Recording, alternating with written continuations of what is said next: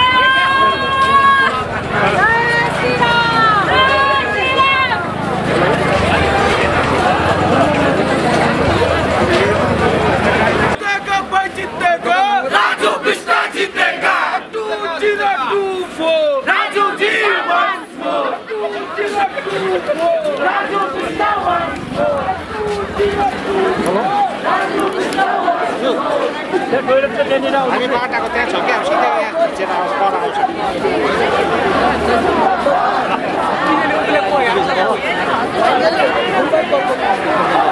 आमाका कलको बडा भिडियो जलेन आएको थियो कि आगे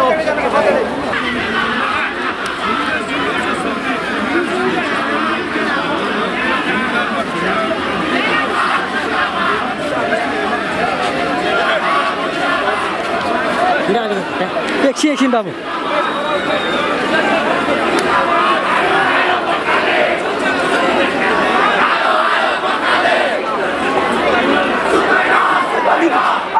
अलिकति अगाडि आउनु न अगाडि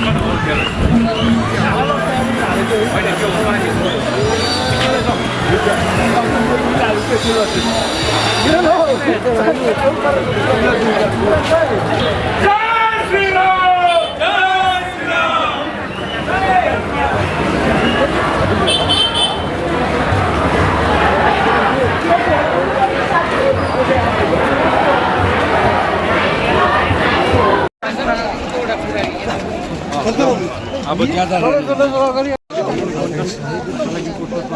...2024 को दार्जिलिंग की जनता का प्यार, उनका भरोसा और मोदी जी के विश्वास के कारण आज जो है मुझे पुनः इस क्षेत्र की जनता का सेवा करने का अवसर मिला और आज मुझे नॉमिनेशन करने का सौभाग्य दूसरी बार प्राप्त हुआ।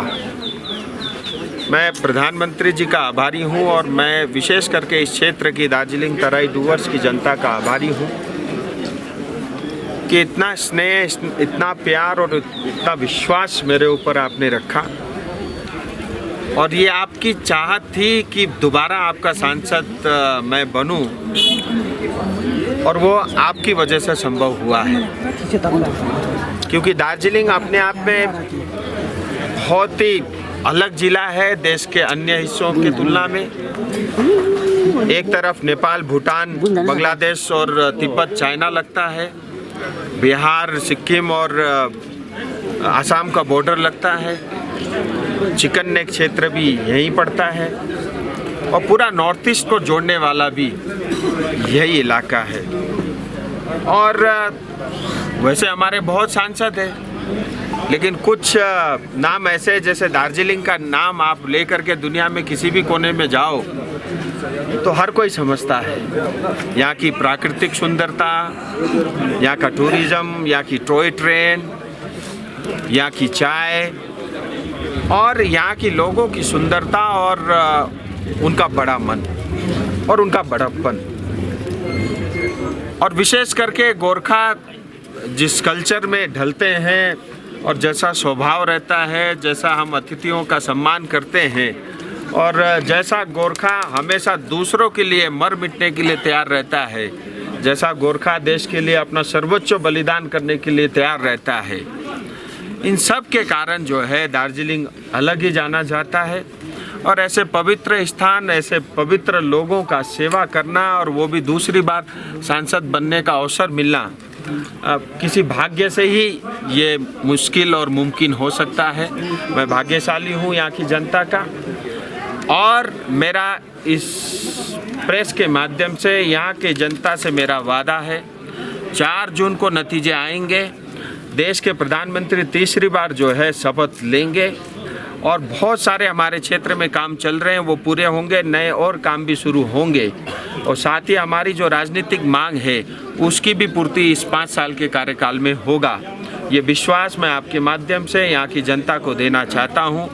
और क्योंकि 75 साल से ज़्यादा समय तक सिर्फ हमको ठगा गया, हमको लूटा गया है और जैसा जितना धन और हमारी रिसोर्सेस यहाँ से पश्चिम बंगाल सरकार लिया और बदले में हमको 10% भी नहीं मिला और कई बार हमारे ऊपर जो है गलत टिप्पणियाँ तक हुई है और ये एक हमारे लिए जो है ये अवसर है, हम तीसरी बार प्रधानमंत्री जी को शपथ लेते हुए देखना चाहते हैं। उसमें दार्जिलिंग का बड़ा योगदान होगा, बड़े मतों से होगा और हम पूरा विश्वास है मोदी जी के लीडरशिप के ऊपर में। हमारी जो आकांक्षाएं, हमारी जो अपेक्षाएं, हमारी जो सपने हैं, हमारी जो आने वाली पीढ़ी के लिए जो सपने हमने बुने हैं वो जरूर पूरे होंगे। अलग राज्य गोरखा का अभियान फिर से चौरस्ता के ये एबीपी न्यूज़ वाला जो है ना, वो जितनी बात भी तुम गोरखालैंड का प्रश्न पूछो मैं अच्छे से जवाब दूंगा, क्योंकि मैं उन नेता में से नहीं हूँ कि आपको हेडलाइन दे दूं और आप झगड़ा कराओ।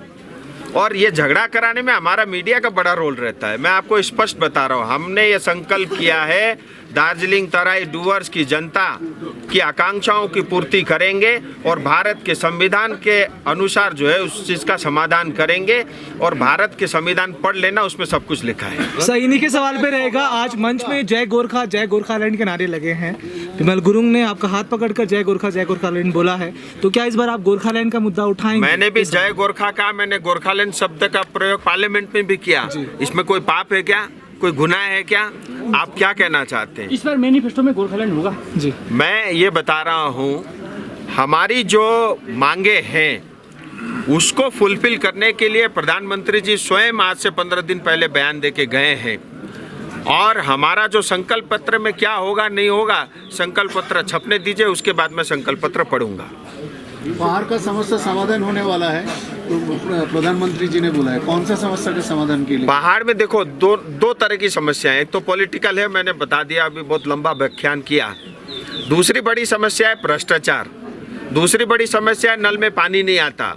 तीसरी बड़ी समस्या है ट्रैफिक का बड़ा इशू है। चौथी बड़ी समस्या है टूरिस्ट तो आता है लेकिन गाड़ी खड़े करने के लिए पार्किंग की जगह नहीं है।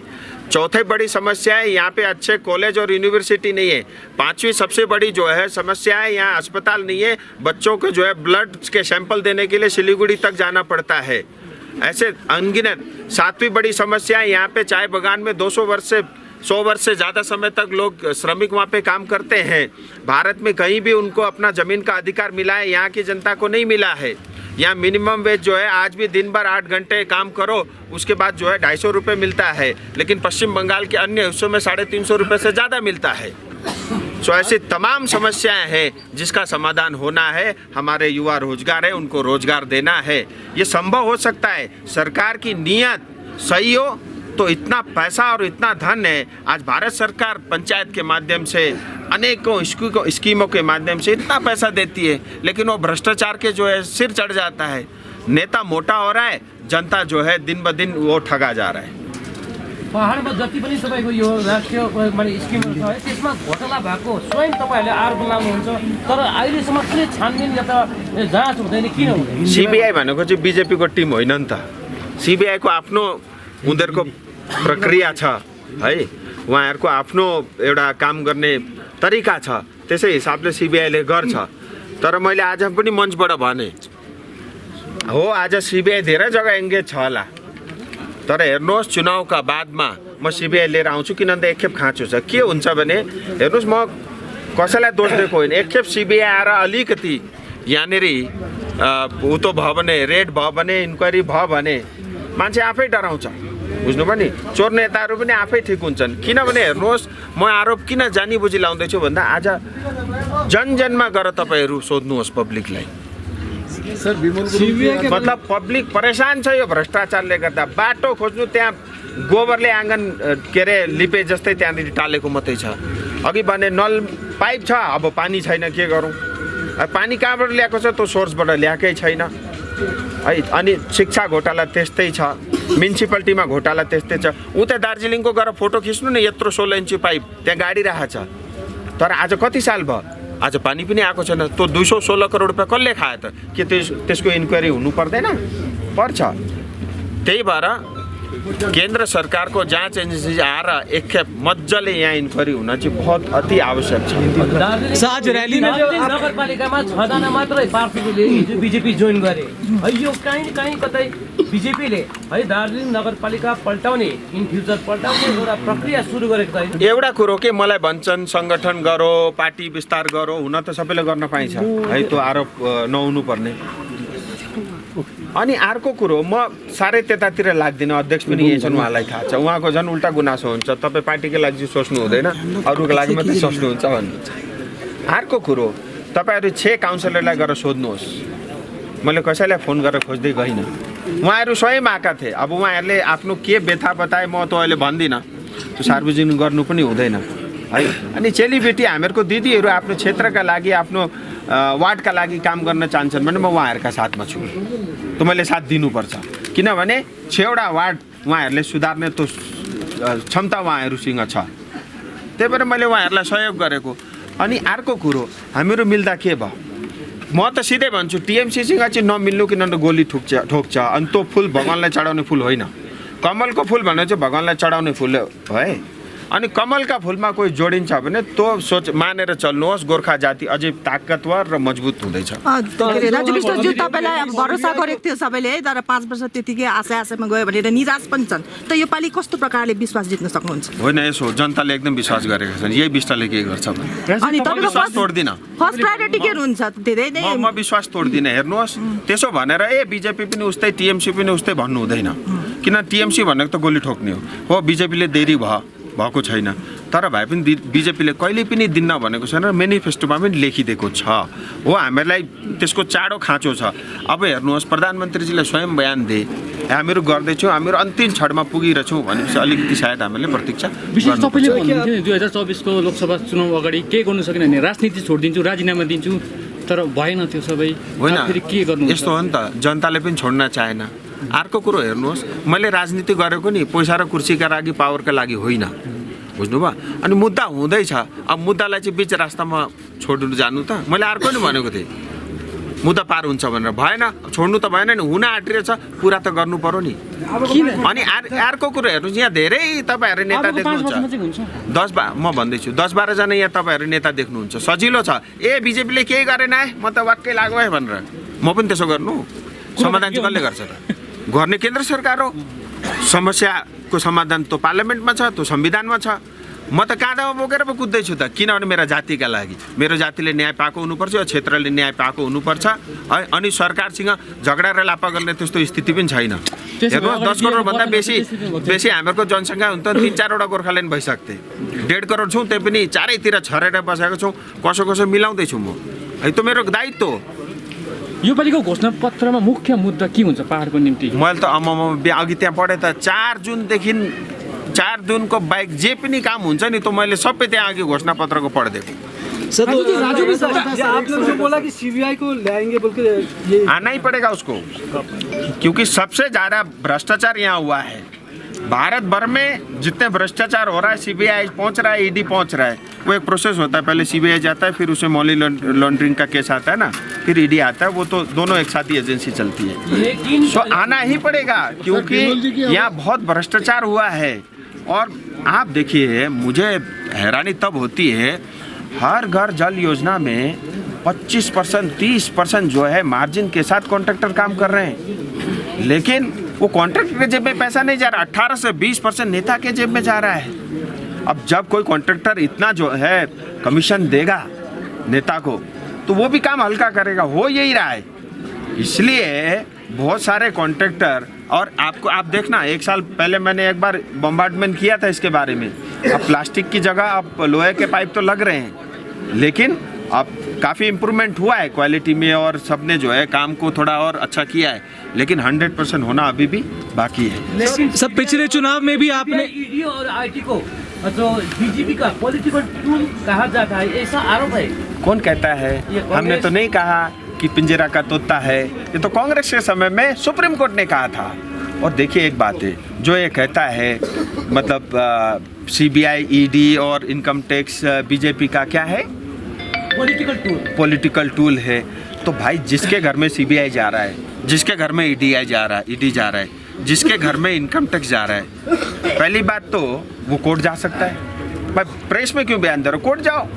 दूसरी बात, जहाँ भी पहुँच रहा है 50 करोड़ रुपए कैश में मिल रहा है। अब बताओ ये क्या है? तो मैं दोनों जगह तो मैं सही नहीं हो सकता ना। अगर मेरे यहाँ घर पे रेड हुई है, मैं कोर्ट जा सकता हूँ, और ऊपर से जो है 50-50 करोड़ रुपए कैश मिल रहा है। इसीलिए अब ममता दीदी के 6 जो है मंत्री जेल के अंदर है। क्यों? 50 करोड़ रुपए कैश निकला है। इतने सारे जो है, और सब ने दूसरे नामों पे इतने सारे ज़मीन और बिल्डिंग खरीद रखी है। मुझे आता सब है, मुझे सब करना आता है। और हमारे यहाँ पे क्या चल रहा है मुझे A to Z पता है। मैं एक नेता का जो है लेखा जोखा साथ लेकर घूमता हूँ, लेकिन मैं प्रेस को नहीं बताता, क्योंकि मैं जिम्मेदार व्यक्ति हूँ। और मैं फिर बता रहा हूँ, अभी भी समय, सुधर जाओ। मुझे किसी से कोई बैर नहीं है, लेकिन ज़्यादा अति न तो जनता सहेगी, और जनता के प्रतिनिधि होते हुए न मैं सह सकता हूँ। सर, जनता के प्रतिनिधि नहीं होते तो हुए मेरे ऊपर पाप लगेगा। सर, जनता के प्रतिनिधि होते हुए पिछले चुनाव में भी आपने कहा था कि समाधान बेहद नजदीक है, इस बार भी वही है। तो इस बार का कार्यकाल कैसे अलग होने वाला है? मैं तो दे ही दिया आपको, आधे घंटे से तो यही बयान दे रहा हूँ। स्वयं जो है प्रधानमंत्री जी बोल के गए हैं, ठीक है। और वो इसलिए भी क्योंकि मैं अपने आंखों से देखा हूँ, क्योंकि चर्चा तो मेरी होती है ना। लेकिन अगर आप जो है खबर समय आगे बूम रख दे और बोलो यहाँ सब कुछ बोल दो, ऐसा हो नहीं सकता। बट आप निश्चिंत रहिए, मुझे लगता है जनता से ज़्यादा चिंता आपकी है, आप चिंता छोड़ दें।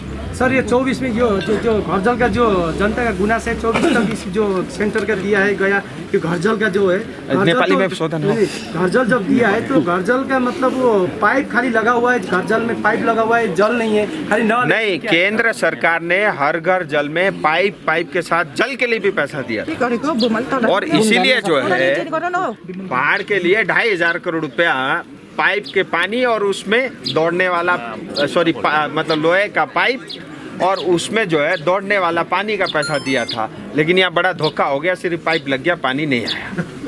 4 जून के बाद पानी आएगा। और मैं बता रहा हूँ, ये देखना 4 जून आने से पहले ये कॉन्ट्रैक्टर अपने आप को ठीक कर देगा। आज मिल गया डोज उनको। राजू जी, मैं इशारा कर दिया, इतना ही काफ़ी है। राजू जी, एक बात था, 8 साल बाद बिमल जी ने फिर चौरस्ता मोड़ पे आया और भाषण रखा और भाषण में उसके आवाज़ में यही उम्मीद सुनाई दिया कि फिर से गोरखालैंड का उम्मीद उसकी आवाज़ में सुनाई दिया, ताकि जबकि आप स्टेज में थे, आपको सामने रख के तो गोरखालैंड का मुद्दा फिर से उठाया। तो गोरखालैंड का ये जो मुद्दा उठाया, ये आप लोग कैसे देखेंगे? ये पिछले 2019 का तो इलेक्शन गया, अभी 2024 देखना हमको नहीं है, समझना आपको है। आप हमारी पूरी हिस्ट्री पढ़िए। मतलब ये पहली म्यूनसिपैलिटी है बंगाल में, दार्जिलिंग, जहाँ पे आप खड़े हो। और देश आज़ाद जब हुआ तब नंबर 1 पे था। आज स्थिति देख लो। मतलब जो पानी का टंकी अंग्रेज अपने लिए बना के गए थे 20,000 लोगों के लिए, आज 3 लाख लोग जो है उसी टंकी को यूज़ कर रहे हैं। आप सड़कें देख लो, आप ट्रैफिक देख लो, आप चाय बागान देख लो, और बार बार आप जो है किसी का अपमान करोगे, आप बार बार किसी को विदेशी कहोगे, आप बार बार किसी को नेपाल का कहोगे, और बार बार किसी को अपमान करोगे, और आपकी बंगाल की सरकार हमारी बहन बेटियों का बलात्कार करने की धमकी देगा। मैं तो नहीं सहूँगा, मैं इतना खुदगर्ज नहीं हो सकता। और ये बार बार जो है ना, आपने अपमान किया है, आपने कुचला है, आपने दमन की नीति अपनाई है, आपने दार्जिलिंग को पश्चिम बंगाल का जो जमीन का हिस्सा है वो तो मान लिया, लेकिन यहाँ रहने वाले गोरखाओं को आपने विदेशी माना। ये बहुत बड़ा फर्क है। और आप कभी करिए ना खुले तौर पे, मैं आपको चैलेंज करता हूँ, आप कलकत्ता में बुलाइए, मैं पूरा इतिहास खोल के रखूँगा। 2009 साल से लेके आज 2024 साल, 15 साल बीत गए इनमें से। तो 15 साल बीत गए, फिर भी उन लोगों का उम्मीद जो है, उन लोगों का जो डिमांड, उनका उम्मीद मोदी जी के ऊपर है, क्योंकि वो एक शख्स ऐसा है, वो एक देश के ऐसे प्रधानमंत्री है, असंभव काम जो है वो संभव करके दिखाएं। हाल ही में भी कहा 370 हो गया, राम मंदिर बन गया, आपका समाधान भी काफी निकट है। राजू जी, 24 में राजू बिस्ता के ऊपर जनता किन किन विषयों पर लेकर भरोसा कर सकती है? यार मैं तो पूरा तो पढ़ दिया मेरे भाई, कितना बार बोलो, अभी खाना भी नहीं खाया। 2024 में मिलेगा गोरखालैंड। देखिए मैं आपको बता रहा हूँ, एक तो हमारे 2 पॉलिटिकल इशू है, ठीक है। हमको जनजाति का दर्जा चाहिए, हमको भारत के संविधान के अंतर्गत हमको सुरक्षा कवच चाहिए। फिर उसके बाद जो कई सारे काम चालू है, उसको काम को फिनिशिंग करना है। और अभी मेनली 2-3 और नए काम, एक तो स्वास्थ्य को लेकर के, पिछले बार भी 5 साल में 220 करोड़ रुपए मैं केंद्र से लेके आया था। स्वास्थ्य मेरे लिए प्राथमिकता रहेगी, टूरिज्म प्राथमिकता रहेगी, शिक्षा प्राथमिकता रहेगी, हमारे युवाओं को रोजगार मिले वो प्राथमिकता रहेगी। और इस 5 साल में पॉलिटिकल 2 इश्यू के अलावा चाय बागान और सिंकोना बागान को जमीन जो है वहाँ के श्रमिकों को उनका ज़मीन मिले। और ये प्रावधान मैं कर चुका हूँ, मिनिमम वेज से लेकर के, ज़मीन से लेकर के, सोशल सिक्योरिटी से लेकर के, सब कुछ उस कानून में आ चुका है।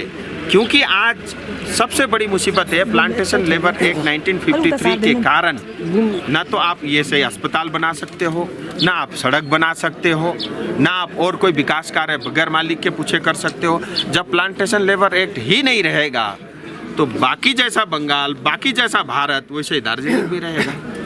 सर 2024 में इस जो ये है इलेक्शन है, गोरखालैंड मिलेगा ये नहीं? 2024 में तो चुनाव है और 2024 से लेकर के 2029 है। आप निश्चिंत रहिए, हमको जरूर मिलेगा, लेकिन आपको ब्रेकिंग न्यूज कुछ नहीं मिलेगा। कितना भी प्रयास करो। आपको क्या मिलेगा गोरखालैंड? अब मैं बता रहा हूँ ना, मुझे तो जो चाहिए मिलेगा, लेकिन आपको जो चाहिए वो मैं नहीं दूंगा। ईपीएस का मीनिंग क्या गोरखालैंड है? आप भी समझते हो, फिर भी आप सोच रहे हो मैं कुछ बोलूंगा। मैं बहुत सुलझा हुआ व्यक्ति हूँ भैया, ट्राई मत करो, फेल हो जाओगे। बहुत बहुत धन्यवाद, थैंक यू वेरी मच।